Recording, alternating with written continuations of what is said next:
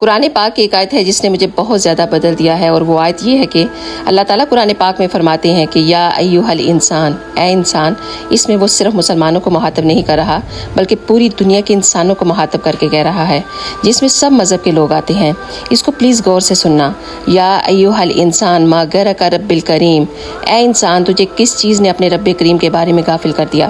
اپنے رب کریم جو رحیم ہے، محبت کرنے والا ہے، کون سی ایسی چیز ہے جس نے تمہیں اپنے رب سے بارے میں دھوکے میں رکھا؟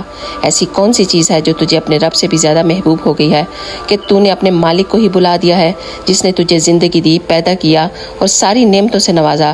جس ذات نے تجھے ایک ناپاک قطرے سے پیدا کیا تو اس ذات سے ہی منہ موڑ بیٹھا ہے۔ آجا میری طرف، تیرے ایک آنسو کے بدلے سارے گناہوں کو مٹا دوں گا میں۔ یا اللہ ہمیں بھی وہ آنسو عطا فرما جس سے ہم تیری محبت کے حقدار بن جائیں۔ یا اللہ ہمیں وہ ہاتھ نصیب فرما جسے ہم اٹھائیں تو ہماری دعاؤں کو رد کرنے کی بجائے